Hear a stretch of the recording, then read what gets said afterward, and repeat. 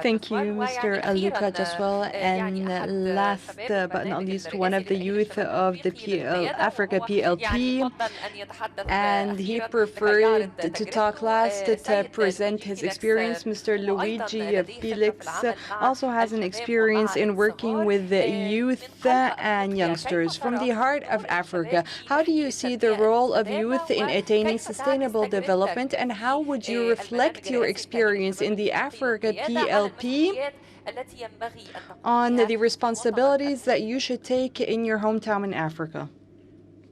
Thank you very much. Thank you very much for your question.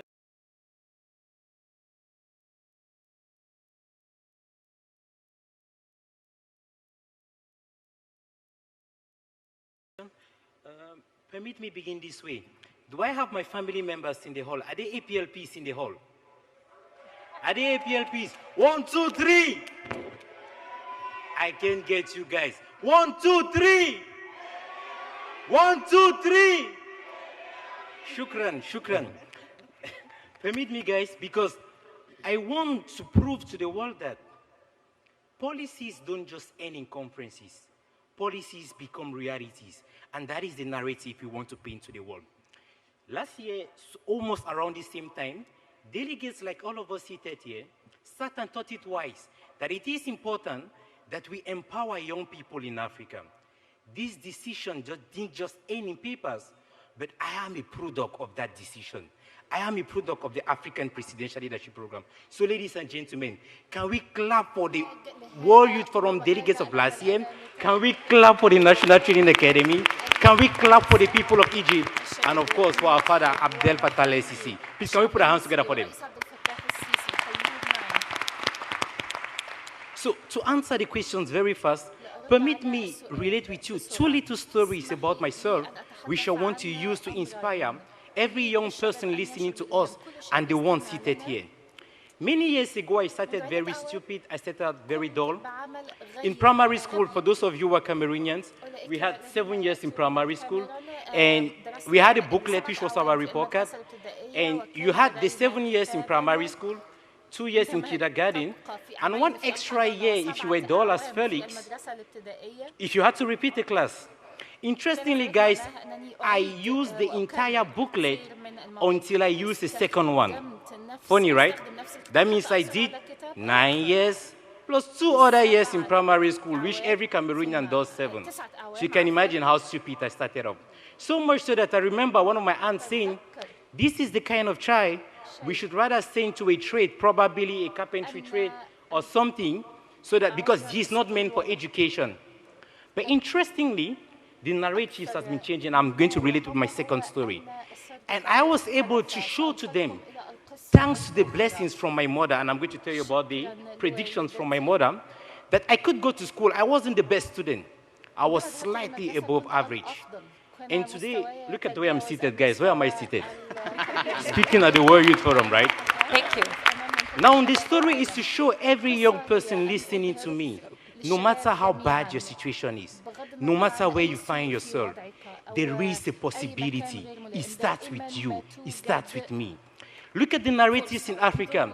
I hear that one of the biggest things we need to do to ensure sustainable development in Africa is infrastructure. I'm sorry, but I feel the biggest thing we need to do in Africa is capital development, human capital. The biggest challenge we have in Africa, which I understand due to our history, is that we were put in our minds that we are below human beings. And in order for us to attain a development that is going to not jeopardize the interests of future generations, we need to build the minds of Africans. So if I can sit here as that door child, and my aunt even said last time, Felix, the door child, has become the intelligent one. I get to meet with ministers, I get to go to conferences, and again, yeah, I'm adopted by my mother, Dr. Rasha. Please, can we clap for her? Thank you, Leudjie. The last story, and I learned, is I want to valorize our mothers, because it is important that we be careful with the words we use. My mother, when she gave birth to us, my sisters and I, she always predicted in her life, and mom always said, my children will be the head and not the tail. And for so long, my mom has been saying that to us. And guys, this thing has been a mixed blessing to me. Each place I find myself, it doesn't take long. I am a leader in that place. Do you know why I think it's a curse? Leadership comes with a lot of work, unfortunately. Now, coming back to APLP. The idea of the African Presidential Leadership Program has been a formidable one because we were able to gain valuable skills that are enabling us today, my peers and I, to identify the needs in our community, but most importantly, galvanize energy and resources to address this. But again, we of the APLP understand that we are going to fail, we are going to be intellectual cowards if we cannot transfer this intellectual know-how to our peers. We understand that only 1,000 people are going to benefit from APLP. So what we are proposing and what we have started doing is that we are creating what we initially called the African Presidential Leadership Clubs. Yes. But now we have upgraded it because what is the African Presidential Leadership Club? It's a safe space within our communities, primarily through universities, where we want to transmit the knowledge, the skills, the experience we got to our peers. Because we understand that not all young Africans will make it to Cairo. So through the APLCs, which today, guys, we have decided to call the African Presidential Leadership Alliance, that's APLA.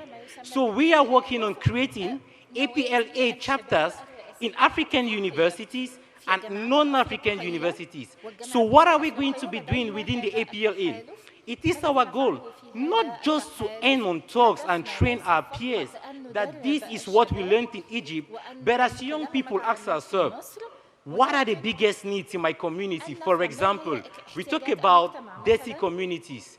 So we want to show our peers that, look, we can take leadership from this minimal level. Because I'm sure many of us are graduating from school, and they tend to ask us, we need a degree, a master's plus 2-3 years work experience. And you begin asking yourself, how do I get work experience when I am a student?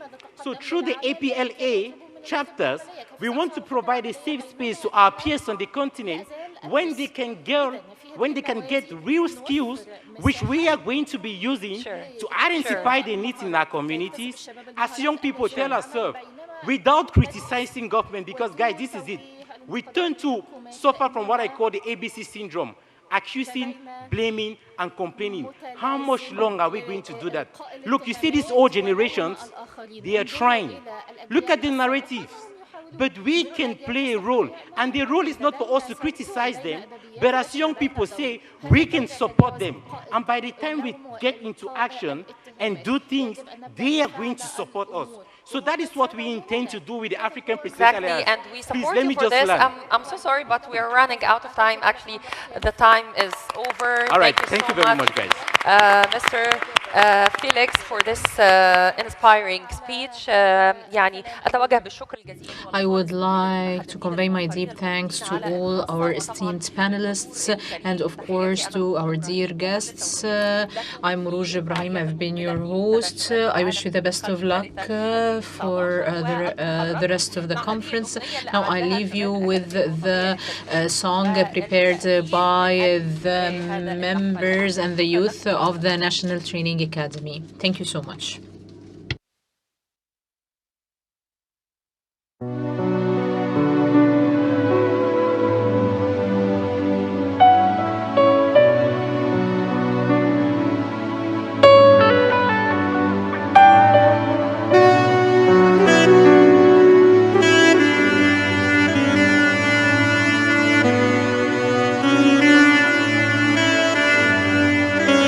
Unexplainable,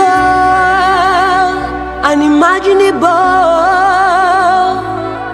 all the African leadership through APLP. Unexplainable, unimaginable, all the African leadership through APLP. Africa we stand, youth lead with top of our game. African youth leading through APLP. For the Africa we want, now you can see as it goes. Unity flow, Egypt is home, thousand to go. Yeah, yeah, the Africa we want. United Africa.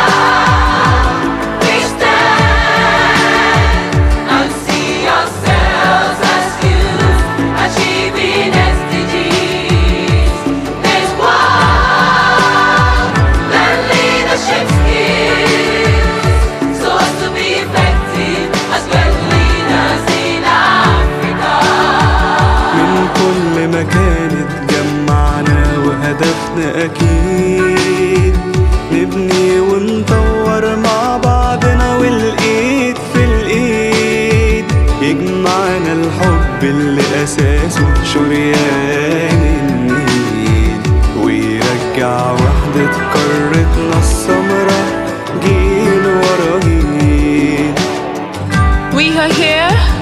expressing one expression. We come as one.